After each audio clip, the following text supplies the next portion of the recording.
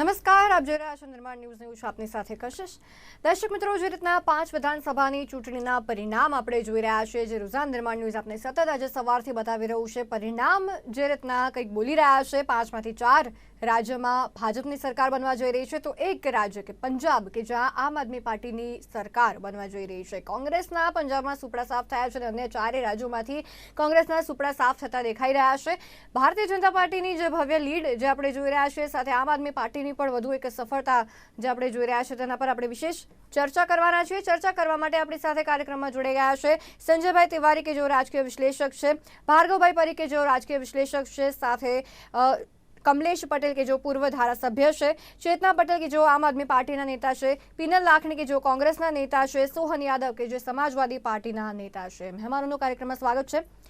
સંજયભાઈ, સૌપ્રથમ જે રીતના હાલ આપણે પરિસ્થિતિ જોઈ રહ્યા છે, જે પરિણામ આવી રહ્યા છે, કેવી રીતના જોઈ રહ્યા છો આ પરિણામને?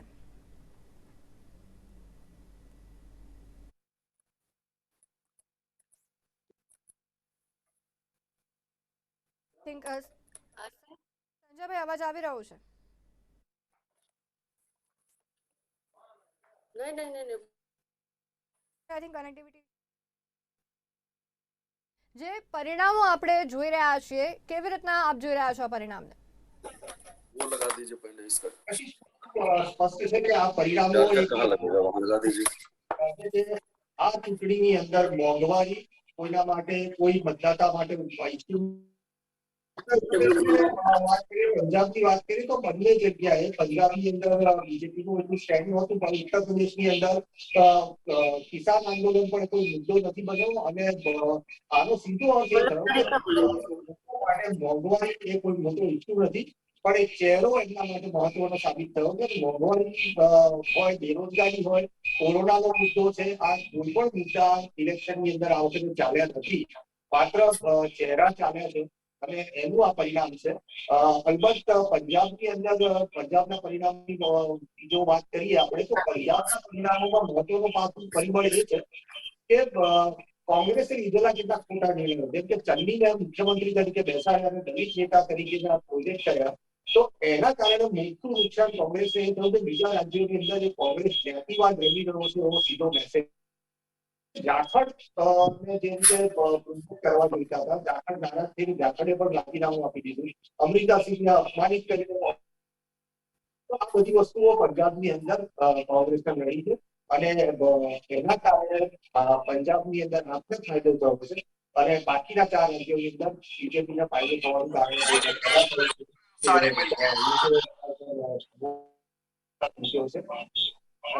અને મોંઘવારીથી માંડી બેરોજગારી, કોરોના કાળ, કોઈ પણ ઇસ્યુ આની અંદર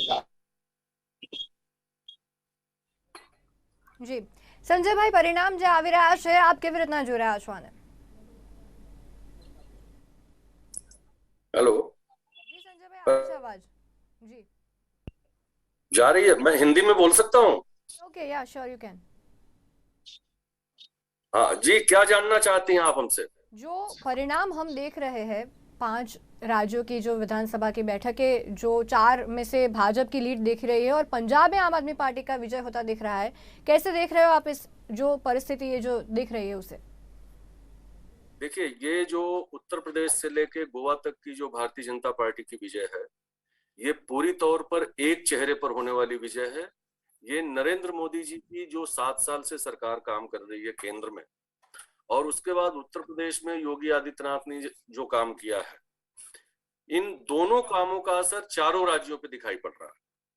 लेकिन इसमें चेहरा केवल नरेंद्र मोदी जी का है. वो इसलिए है कि खास तौर पर इन चुनावों की जो सबसे बड़ी विशेषता है, ये किसी जाति पर चुनाव नहीं गए. जातीय समीकरण राजनीतिक दलों ने बहुत बनाए, लेकिन ये जाति पर चुनाव नहीं गए. इस चुनाव में महिलाओं ने बहुत बड़ी भूमिका निभाई. महिलाओं ने सुरक्षा के नाम पर वोट दिया, विकास के नाम पर वोट दिया, और जो केंद्र सरकार की योजनाएं थी जो घर घर पहुंची, जिनमें राशन है, जिसमें मकान है, जिसमें शौचालय है, जिसमें दवाइयां हैं, ये सारे की सारी चीजों ने बहुत काम किया है. और यही कारण है कि आप चारों राज्यों में देख रही होंगी कि भारतीय जनता पार्टी पूर्ण बहुमत की ओर बढ़ रही है.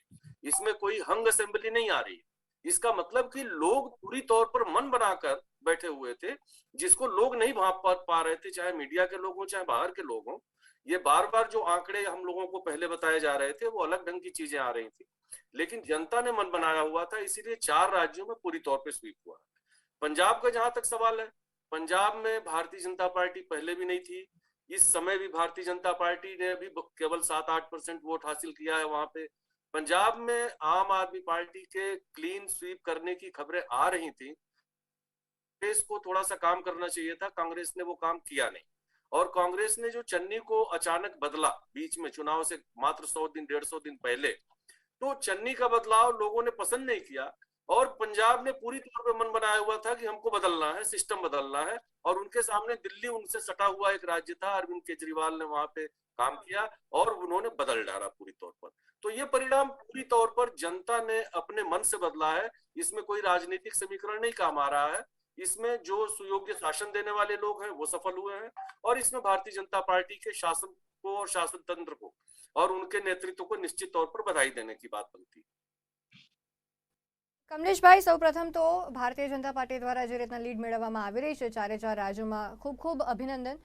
હવે જે રીતના પરિણામો આવી રહ્યા છે, ફરી એકવાર તમામ જે રાજ્યો જ્યાં ભારતીય જનતા પાર્ટીની સરકાર હતી ત્યાં ફરી એકવાર ભારતીય જનતા પાર્ટી પોતાની સરકાર બનાવવા જઈ રહી છે. ઉત્તર પ્રદેશમાં વિશેષમાં, સાથે મણિપુર, ગોવા અને ઉત્તરાખંડમાં પણ ભારતીય જનતા પાર્ટીની સરકાર બનવા જઈ રહી છે. કેવી રીતના જોઈ રહ્યા છો આને?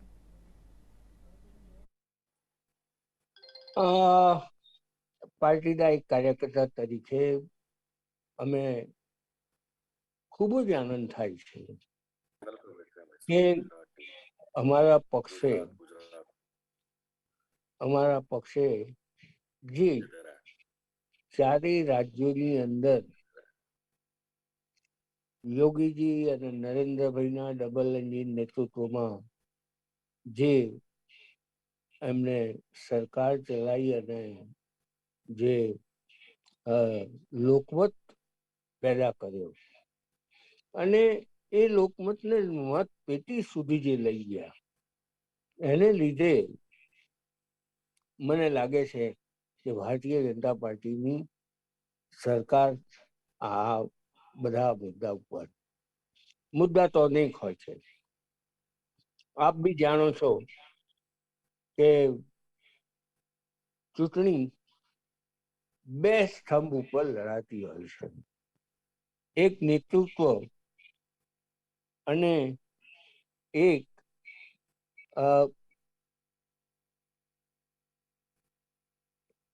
એક નેતૃત્વ અને એક કાર્યકર્તા.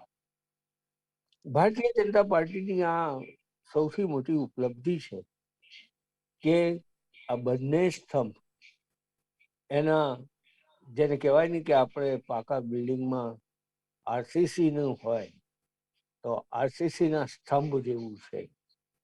ચાહે પછી એ વિકાસના કાર્યો હોય, એ બાકીની કોઈ આવશ્યકતાના કાર્યો હોય, કે નેચરલ કલામિટી હોય, કે કોઈ આંદોલનો હોય, આ બધાને ખૂબ પ્રેમથી, સરળતાથી, શાંતિથી પૂર્ણ કરી અને ભારતીય જનતા પાર્ટીએ લોકમત, લોક વિશ્વાસ એમને પોતે પ્રાપ્ત કર્યો અને એ પ્રાપ્ત કરીને આ ચૂંટણી મેદાનમાં ઉતર્યા.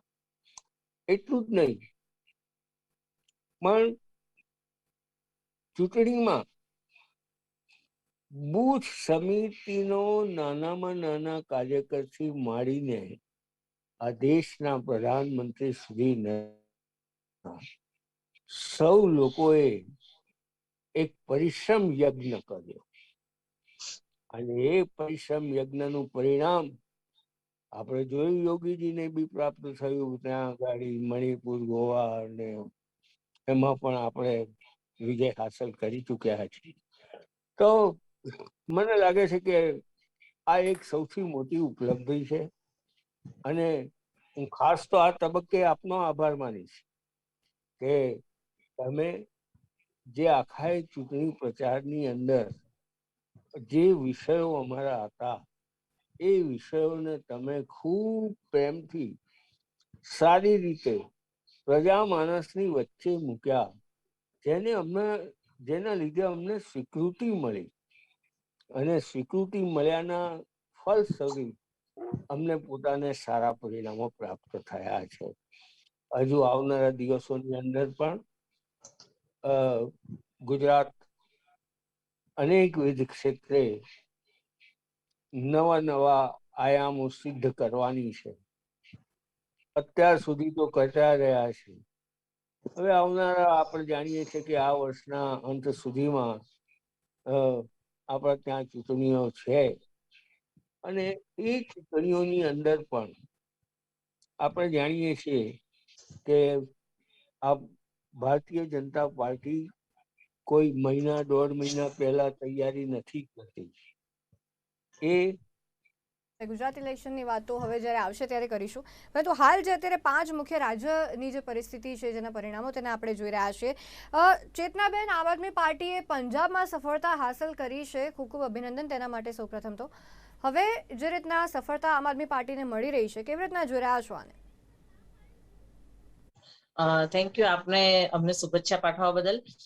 સૌથી પહેલા તો હું કહેવા માંગીશ કે જેમ અત્યારે આપણા ભાઈ વાત કરી રહ્યા છે કે જેમ યોગીજી અને મોદીજી ભેગા થઈ અને બધે સત્તા બનાવી રહ્યા છે, સરકાર બનાવી રહ્યા છે, તો પંજાબ ઇન્ડિયાની બહારનું નથી, ભારતની અંદરનું જે છે રાજ્ય. તો શા માટે પંજાબમાં એમની સરકાર નિષ્ફળ નીવડી? એવું તો નથી કે અમારું મોઢું જોઈને કે કોઈ અમને પસંદ કર્યા હશે. હા, અમારા કામો જે દિલ્હીમાં કામો થઈ રહ્યા છે, દિલ્હીમાં જે સુવિધાઓ મળી રહી છે લોકોને, વીજળીની થી માંડીને આરોગ્યની સેવાઓ, તો લોકો એક પ્રેરિત થઈ રહ્યા છે, એક બદલાવ ચાહી રહ્યા છે લોકો, જે બોલીને નથી આવતો. કેમ કે રાજનીતિમાં ફક્ત જે તમે લોકો માટે આવો છો, કેમ કે જે તમે લોકોના વોટ લો છો અને એના થકી તમે આગળ આવો છો, તો એના માટે કામ કરવું ખૂબ જરૂરી છે. તો એના માટે અત્યારે જે સરકાર બની રહી છે એ એક ખૂબ જ એનું પરિણામ ટૂંક સમયમાં જેવી જીત હાંસલ થઈ રહી છે, એવી રીતે અમારા જે ભગવંત માનજી છે એ સીએમ પદ પર આવશે ત્યારે અમારી જે સરકાર બનશે તો એમણે જે મેનિફેસ્ટો જે એમણે કહ્યું છે એ બધું જ કરવામાં આવશે. એવું નહીં કે ખાલી વાતો કે જુમલાની સરકાર નહીં બને. તો આ રીતે એક બદલાવ લાવવા માંગીએ છીએ અમે રાજનીતિમાં. ઓકે, પિનલભાઈ, કોંગ્રેસમાં શું થયું? કેમ 5માંથી એકેમાં આવી રીતના ક્યાંય આવીને લીડ સુપડા સાફ થઈ ગયા? ક્યાં કમી રહી ગઈ, શું લાગે?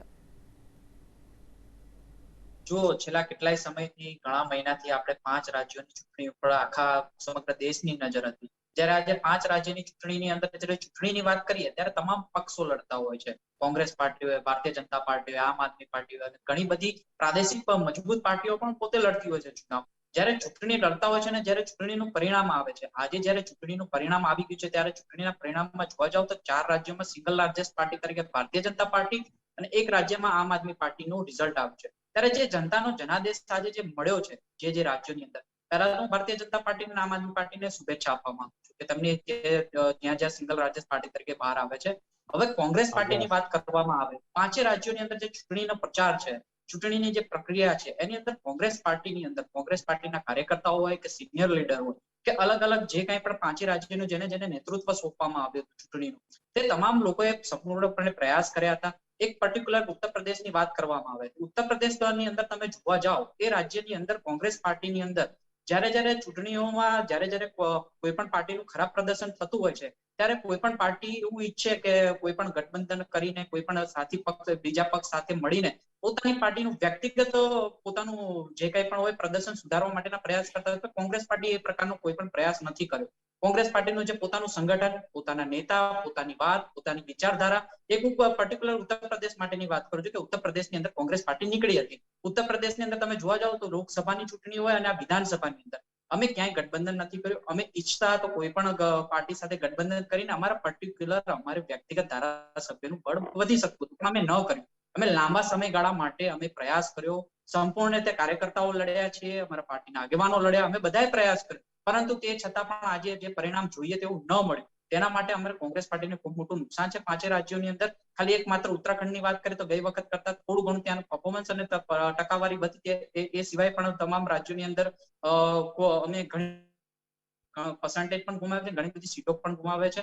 આજે તો હજી તો રિઝલ્ટ આવી રહ્યું છે. ઘણા મોટા રાજ્ય છે, ઉત્તર પ્રદેશ જેવું મોટું રાજ્ય છે, એનું પણ રિઝલ્ટનું પ્રક્રિયાનું જે કહેવાય કે 5-7 વાગ્યા સુધીમાં એ પણ સ્પષ્ટતા થશે. એટલે કોંગ્રેસ પાર્ટીએ જ્યાં સંગઠનની અંદર જે અમે વિચારધારા અને જે સ્ટ્રેટેજી અમે લઈને નીકળ્યા હતા ક્યાં ક્યાં સંગઠનની ભૂલ હતી, ક્યાં ક્યાં અમે જનતાનો મત લેવા માટે અમે પાછા પડી ગયા, તમામ મુદ્દાઓ સાથે અમે મનોમંથન પણ કરીશું. પાર્ટી હાઈકમાન્ડ પણ એના ઉપર પગલા લેશે. એ હજી આજે તો ન કહી શકે. આજે હું કોઈ પોલિટિકલ વાત કરવા નહીં માંગુ. જે પાર્ટીને જે જનાદેશ મળ્યો છે તમામને શુભેચ્છાઓ. અમારા પણ જ્યાં ધારાસભ્યો, એવું નથી કે ચૂંટાઈને નથી આવ્યા, 5 રાજ્યોની અંદર અમારા પણ ધારાસભ્યો, અમને પણ પ્રજાએ જે જોઈએ એવો જનાદેશ નથી મળ્યો, પણ થોડો ઘણો પણ કોંગ્રેસ પાર્ટીને સ્વીકારી તો છે. એટલા માટે તો હવે આગામી દિવસોમાં જોવાનું રહેશે કઈ રીતે કોંગ્રેસ પાર્ટીની અંદર અમારી હાઈકમાન્ડની બેઠકો હશે, અમે સંગઠનની ચર્ચા કરીશું. 5 રાજ્યોની અંદર આજની જે પરિસ્થિતિ છે એનાથી કઈ રીતે આગળ વધી શકીએ એની પણ અમે ચર્ચા કરીશું. અને કોંગ્રેસ પાર્ટીના કાર્યકર્તાને ફરી એકવાર ડબલ મહેનત સાથે કામ કરવાનો પણ મોકો મળે છે, એ પણ અમે સંપૂર્ણપણે સક્રિયતાથી કોંગ્રેસ પાર્ટીને ઉભી કરવાની મહેનત કરીશું. સોહનભાઈ, જે રીતના સમાજવાદી પાર્ટીને ક્યાંક એવી આશા હતી કે ઉત્તર પ્રદેશમાં તેમની સરકાર બની શકે, પરંતુ ભાજપે જે રીતના લીડ્સ મેળવી છે, હવે ઉત્તર પ્રદેશમાં સમાજવાદી પાર્ટી ફરી એકવાર આ વખતે પાછળ જતી રહી છે, કેવી રીતના જોઈ રહ્યા છો? मैडम, जैसे आप जानते हैं कि उत्तर प्रदेश एक ऐसा प्रदेश है जो राजनीति की दिशा और दशा दोनों तय करने वाला देश है। अभी भी उसमें बहुत टाइम है फाइनल रिजल्ट आने में, और हम इतनी जल्दी किसी डिसीजन पर नहीं पहुंच सकते। पर हाँ, ये मैं जरूर बता सकता हूं कि जिस तरह से ये हम लोगों की एक उम्मीद थी कि शायद हम पूर्ण बहुमत से सरकार बना लेंगे, तो वो कहीं ना कहीं कुछ शायद कमी रह गई कि हमें इतनी ज्यादा सीटें मिलती नहीं। लेकिन अगर आप देखेंगे तो अभी एक एक करके हमारी सीटों की जो काउंटिंग है वो प्लस में ही जा रही है, और अभी भी मुझे ये विश्वास है कि शाम तक कहीं ना कहीं ये डिजिट जो है बदल जाएंगे और सरकार समाजवादी पार्टी ही बनाएगी।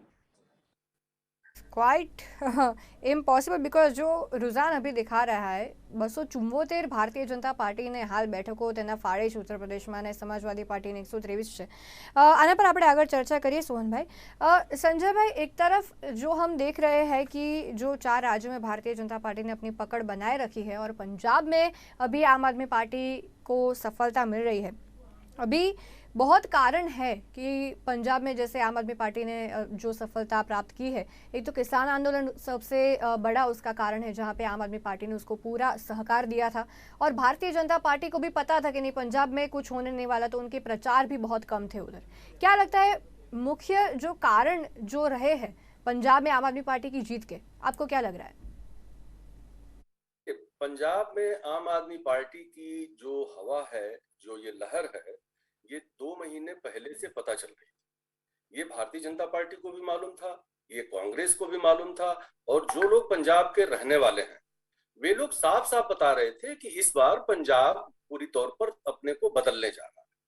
बदलने के लिए उनके पास जो विकल्प सामने था वो सीधा सीधा दिल्ली था. आम आदमी पार्टी ने पिछले चुनाव में भी बहुत अच्छा काम किया था, वहां उनका प्रदर्शन अच्छा था, उनका नेटवर्क अच्छा था, उनका चूंकि वो दिल्ली से सीधे सीधे शिफ्ट कर रहे हैं पंजाब में, और दिल्ली और पंजाब में कोई बहुत फर्क नहीं है, तो दिल्ली का जो मैसेज है उन्होंने पंजाब को कन्वे किया, और पंजाब में उन्होंने अपनी पकड़ बनाई. उन्होंने ऐसे ऐसे वहां पे लड़कों को खड़ा किया, बिल्कुल नए बच्चे खड़े हुए हैं, और पुराने सारे दिग्गज वहां हार गए. तो ये मैसेज पता नहीं कैसे दूसरे लोगों को नहीं पता था, भारतीय जनता पार्टी तो जानती थी. भारतीय जनता पार्टी के ढेर सारे बड़े नेताओं से हमारी बात हुई चुनाव के दौरान.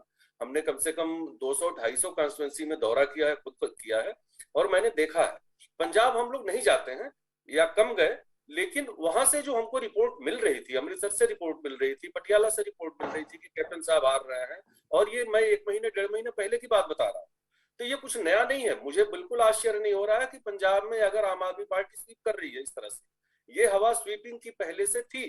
उत्तर प्रदेश में जो बात कही जा रही है बार बार, उत्तर प्रदेश में समाजवादी पार्टी को सरकार बनाने की जो बात कही जा रही है या कही जा रही थी, या अभी 2-3 दिन पहले तक जो लखनऊ से लेकर के और पूरे प्रदेश में क्या सब हुआ, खासतौर से जो एग्जिट पोल आए उस शाम से जो एक बवाल जैसा माहौल क्रिएट करने की कोशिश की गई. तो देखिए उत्तर प्रदेश में क्या है कि उत्तर प्रदेश की ब्यूरोक्रेसी भी राजनीति में हस्तक्षेप करती है, और उत्तर प्रदेश के कुछ ब्यूरोक्रेट थे जिन्होंने ये माहौल बनाकर, खासतौर से लखनऊ को केंद्र बनाकर ये माहौल बनाने की कोशिश की कि उत्तर प्रदेश में शायद कुछ बदलने जा रहा, जबकि ऐसा कुछ था नहीं.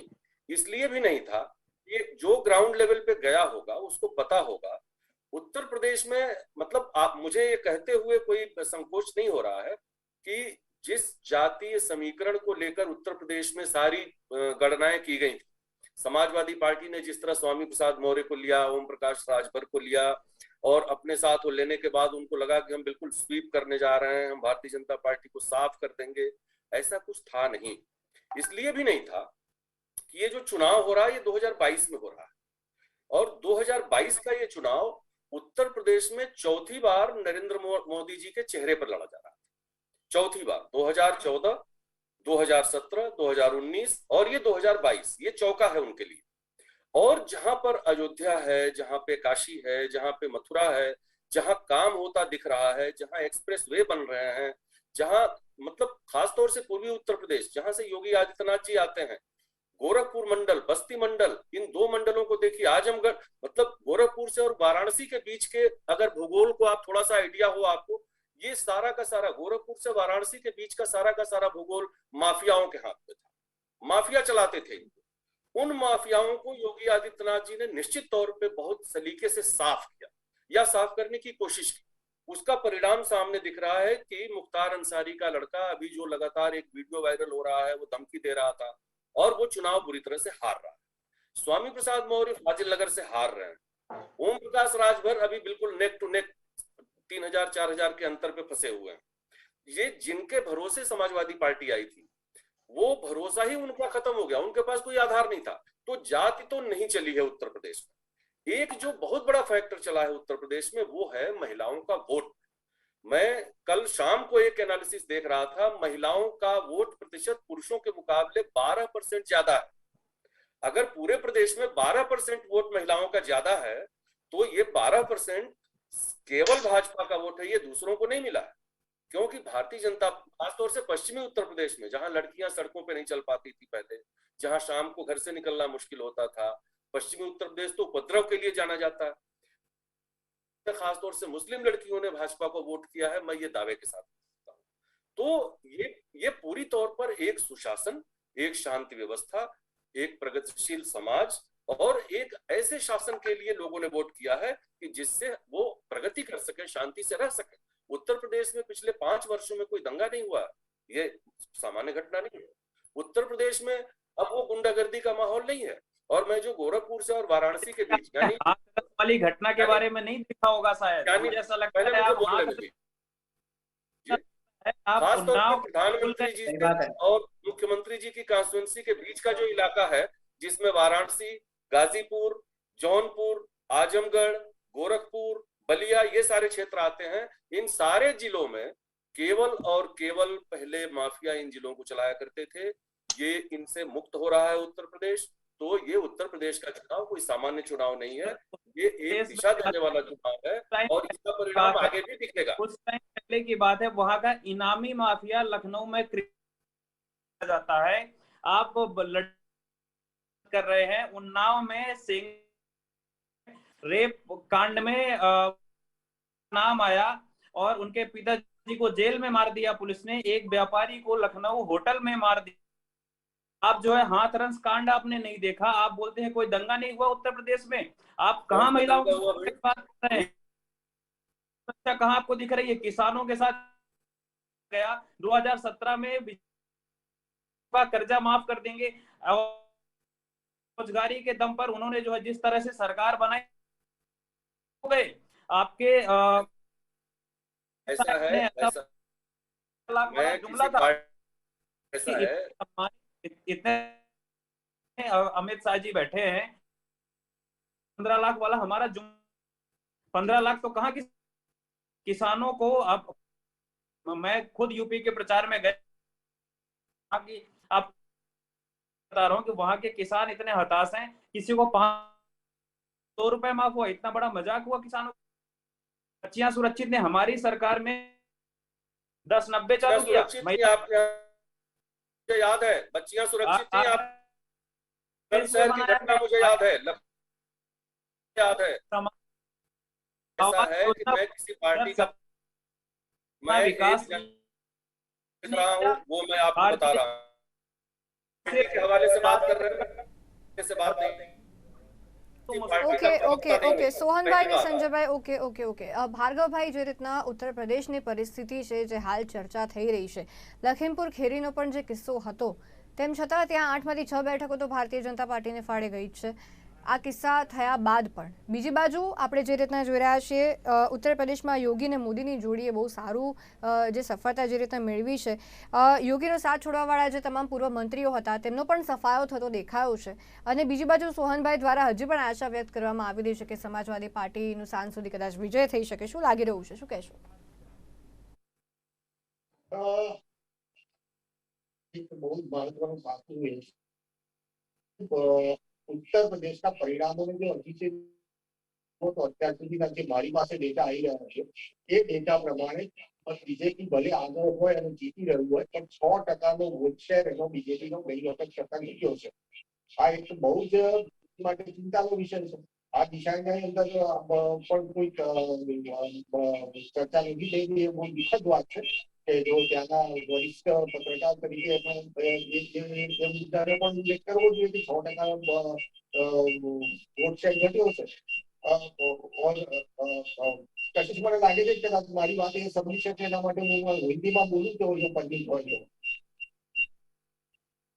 मैं ये कह रहा था कि जिस तरह से जो रुझान दिख रहे हैं वो दिखते हुए रुझानों में यूपी में बीजेपी के वोट चाहे बीजेपी आगे है जीत की कगार पे है लेकिन 13% वोट कम हुए हैं और उसी के चलते जो रुझान आ रहे हैं उसमें कुछ सीट ऐसी है कि जो यहाँ पे जो जीत रहे हैं वो लोग 1000 के मार्जिन से 1000 के मार्जिन के आसपास जीत रहे हैं. ये दिखा रहा है कि बीजेपी को एक बार फिर और मेहनत करने की जरूरत पड़ेगी वहां पे. नंबर 2 कि अगर कुछ देर पहले कांग्रेस के जो प्रवक्ता है उन्होंने ये बताया कि नहीं कांग्रेस अपने आप में आत्मघोष करेगी लेकिन जब वोट कट रहे थे तो अगर उन्होंने कांग्रेस ने अगर किसी के साथ हाथ मिलाया होता तो वो वोट शेयर वहां पे ट्रांसफर हो सकता था और वो सीट में कन्वर्ट होने की संभावना देखी जा सकती थी. लेकिन वो कांग्रेस की वो भी एक गलती रही है. नंबर 2 की कांग्रेस पिछले कई सालों से उत्तर प्रदेश में सत्ता पे नहीं आई है तो ऐसे माहौल के अंदर अगर कांग्रेस को किसी के साथ हाथ मिलाना पड़े तो कांग्रेस को मिलाना चाहिए था. और अब उसके बाद अगर ये कहा जाए कि हम वहां पे और आत्ममंथन करेंगे तो ये कांग्रेस की नीति गलत है. नंबर 3 की अगर सपा की अगर बात की जाए तो सपा ने काफी कोशिश की है और योगी के खिलाफ जो जिनकी नाराजगी थी उनको भुलाने की भी कोशिश की है लेकिन उनमें इतनी सफलता नहीं मिल पाई है. तो मैं ये मानता हूँ जो मेरा आंकलन ये कह रहा है कि अगर इन सब चीजों को कुल मिला के देखा जाए तो 6% वोट से जो बीजेपी का काम हुआ है उसको सीट में कन्वर्ट करने का एक मौका इन दोनों ने गंवाया है. इसमें कोई दो राय હાલ સમય છે વિરામનો. વિરામ બાદ આપણે ચર્ચાને આગળ કન્ટિન્યુ કરીશું.